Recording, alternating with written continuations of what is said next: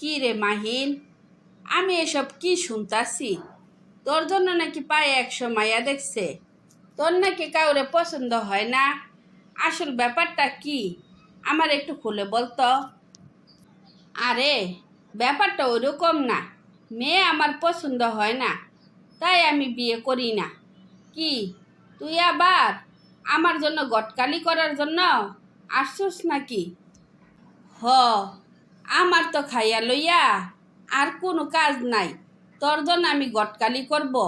তোর মেয়ে পছন্দ হয় না কেন, সে কথা আমার খুলে বল। আরে দোস্ত, তোরা যা ভাবতাছস আসলে তা না। আমার মেয়ে পছন্দ হয় না, তাই আমি বিয়ে করি না। বিয়েটা তো সারা জীবনের ব্যাপার, তাই আমার মনে হয় মনের মতো না হইলে বিয়ে করাটা একদম উচিত না। শোন, আজকে থেকে প্রতিদিন ব্লিচিং পাউডার দিয়া তোর মনটারে ওয়াশ করবি।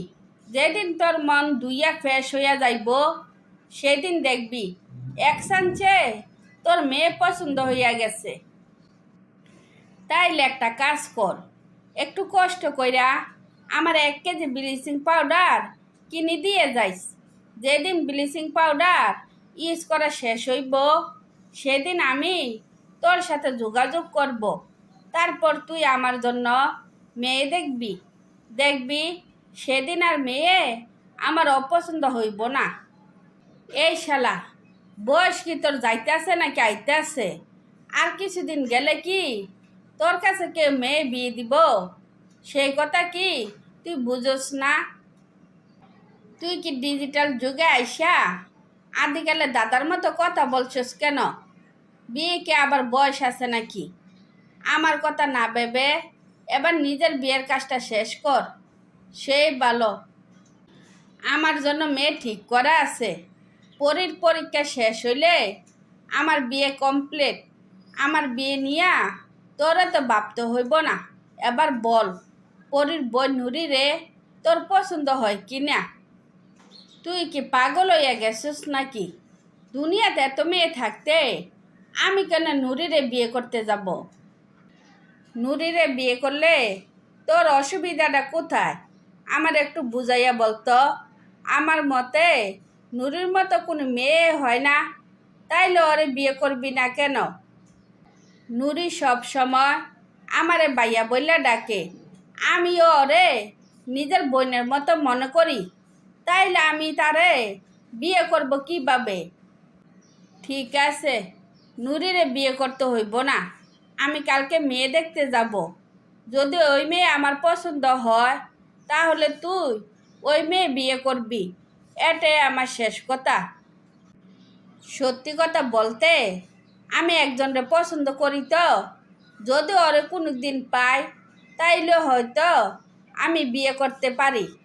এবার চল, 1 কাপ কফি খাইয়া আসি।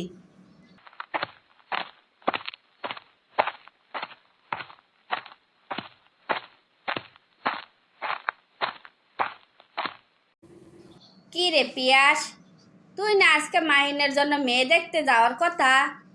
তুই কি মেয়ে দেখতে যাইবি না? কি রে বাজান, কথা বলস না কেন? মা, এই ব্যাপারে আমি এখন তোমার সাথে কোনো কথা বলতে চাই না। খিদা লাগছে, কিছু খাইতে দাও। কি ব্যাপার পিয়াস, তুই কি মাহিনের সাথে রাগ করছিস নাকি? মাহিনরে একটু ডাকতো। মাহিনের সাথে আমার জরুরি কথা আছে। এখন আমার শরীর মন কোনোটাই ভালো নাই। বিকালে যদি বের হই, তাহলে মাইন্ডের দেখে দিব। তোর মন ভালো নাই, তা ঠিক আছে। মাহিন্ডের ডাকতে তো আর যাওয়ার কোনো দরকার নাই। ফোন দিয়া বল আমি ওরে ডাকতে আসছি। নইলে বল দুইজনের মাঝে কি হয়েছে। মা, আমি আজকে মাহিনের সাথে বিয়ের ব্যাপারে কথা বলতে গেছিলাম। মাহিন আমারে জানাইলো ওই নাকি একটা মেয়েরে পছন্দ করে। ওই মেয়ে পছন্দ করলে তো ভালো কথা। তাইলে ওই ওর পছন্দের মেয়েরে বিয়ে করো। এখানে তোর এত হতাশ লাগতেছে কেন? আমি তো বুঝলাম না। মা, আমার কেন যে মনে হইতাছে পরীরে মাইন পছন্দ করতো, কিন্তু এই কথাটা কিভাবে যে শিওর হব তা আমি বুঝতাছি না। শিওর জন্য আমি কি করতে পারি আমার একটু বলো তো। তোর মনে যদি এতই সন্দেহ হয় তাইলে তুই মাহিনের ডাক। তুই না পারলে আমি মাহিনের সাথে সরাসরি কথা বলি। বিয়ের আগে সব কিছু ক্লিয়ার হওয়া ভালো, নইলে সারা জীবন পস্তাইতে হইব। মা, মাহিনরে আমি যতদূর চিনি আমার মনে হয় না মাহিন কোনোদিনও আমার কাছে স্বীকার করব যে ওই পরীরে ভালোবাসে। কিন্তু আমি কি যে করি। তুই সব সময় ছোটোখাটো ব্যাপার নিয়া একটু বেশি বাড়াবাড়ি করস। তোর কোনো কিছু জানা লাগবো না, আমি মাইনের সাথে কথা বলতাছি। মা, তুমি শুধু শুধু ওর সাথে কথা বললা বিশৃঙ্খলা সৃষ্টি করো না। থার্ড পার্সনকে শুনলে ওরা হাসাহাসি করবো। আর মাইন্ডে তো তুমি ভালো করে চিনো, শুনলে বেচারা কতটা কষ্ট পাইব। যে ছেলে নিজের পছন্দের মাইয়া বন্ধুর হাতে তুলে দিতে পারে তার আবার কষ্ট পাওয়ার কি আছে? এত ভাবিস না তো, আমি এক্ষুনি আসল রহস্য খুঁজে বের করতাছি। মা, তুমি যাই করো না কেন এমন কিছু করো না যাতে আমাকে বা মাহিনকে নিয়ে লোকেরা হাসাহাসি করে, যাতে কেউ বলতে না পারে এক মেয়ে নিয়া দুই ছেলে পাগল হইছে। এক মেয়ে নিয়া দুই ছেলে পাগল হইছে, এই কথাটা পাড়ার সবাই মোটামুটি জানে। তোমরার কথা শুনে মনে হইতাছে তোমরা মা ছেলে খালি এ কথা জানো না। কি পিয়াসের মা, আমার কথা শুনে কি দুঃখ পাইছ?